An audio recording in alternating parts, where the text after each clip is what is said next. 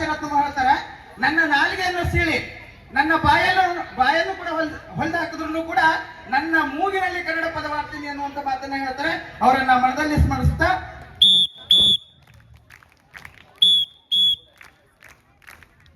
ವೇದಿಕೆ ಮೇಲೆ ಆಸೀನರಾದಂತಹ ಎಲ್ಲ ಗೌರವಾನ್ವಿತ ಅತಿಥಿ ಮಹೋದಯರಿಗೂ ಹಾಗೂ ಎಲ್ಲ ಶಿಕ್ಷಕ ವೃಂದದವರಿಗೂ ಹಾಗೂ ನನ್ನ ಎಲ್ಲ ಮುದ್ದು ವಿದ್ಯಾರ್ಥಿಗಳಿಗೂ ಹಾಗೂ ಎಲ್ಲ ಪಾಲಕರಿಗೂ ಕೂಡ ಕರ್ನಾಟಕ ರಾಜ್ಯೋತ್ಸವದ ತುಂಬು ಹೃದಯದ ಧನ್ಯವಾದಗಳು, ಶುಭಾಶಯಗಳನ್ನು ಕೂಡ ನಿಮಗೆ ಕೊಡ್ತಾ ಇದ್ದೀನಿ.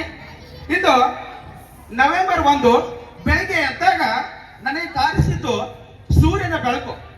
ಸೂರ್ಯನ ಬೆಳಕು ಹೆಂಗ್ ಕಾಣಿಸ್ತಾ ಇತ್ತು ಅಂದ್ರೆ ಹಳದಿ ಮತ್ತು ಕೆಂಪು ಬಣ್ಣದಿಂದ ಕಾಣಿಸ್ತಾ ಇತ್ತು. ಆ ಹಳದಿ ಮತ್ತು ಕೆಂಪು ಬಣ್ಣ ತೋರಿಸ್ತಾ ಇತ್ತು ನಮ್ಮ ಕನ್ನಡದ ಬಾವುಟವನ್ನ. ಇವತ್ತು ನಮ್ಮ ಕನ್ನಡದ ರಾಜ್ಯೋತ್ಸವವನ್ನ ಕೂಡ ನಮ್ಮ ಸೂರ್ಯ ತೋರಿಸ್ತಾ ಇದ್ದ.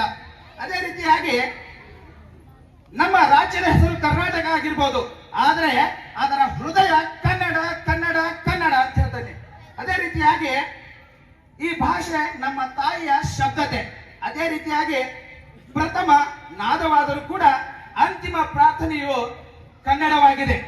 ಮಹಾಕವಿ ಪಂಪನಿಂದ ವಚನಕಾರ ಬಸವಣ್ಣನಿಂದ ಕುವೆಂಪು ಅವರ ರಾಮಾಯಣ ದರ್ಶನಂ ಪ್ರಭೆಯವರೆಗೆ ಕನ್ನಡವು ತನ್ನ ಹೆಜ್ಜೆಯ ಗುರುತನ್ನು ಇತಿಹಾಸದಲ್ಲಿ ಕಲ್ಲಿನ ಮೇಲೆ ಕೆತ್ತಿಸಿದೆ.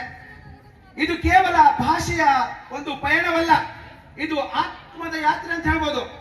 ಮಿತ್ರರೇ, ಭಾಷೆ ಜೀವಂತವಾಗಿರ್ಬೇಕಾದ್ರೆ ಕೇವಲ ಪಾಠ ಪುಸ್ತಕದಲ್ಲಿ ಇರಬಾರ್ದು, ಅದು ನಮ್ಮ ಹೃದಯದ ನರನಾಡಿಗಳಲ್ಲಿ ಇರಬೇಕು.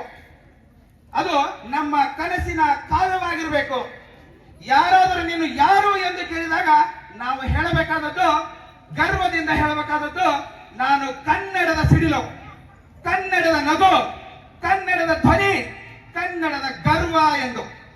ನಮ್ಮ ರಾಜ್ಯೋತ್ಸವವು ಕೇವಲ ಹಬ್ಬವಲ್ಲ, ಅದು ನಮ್ಮ ಕೃತಜ್ಞತೆಯ ದಿನ ಅಂತ ಹೇಳ್ಬೋದು. ಮಣ್ಣು, ನಾಡು, ಭಾಷೆ ಮತ್ತು ಸಂಸ್ಕೃತಿಯ ಮುಂದೆ ತಲೆಬಾಗುವಂತ ಕ್ಷಣ ಇವತ್ತಿನ ದಿನ.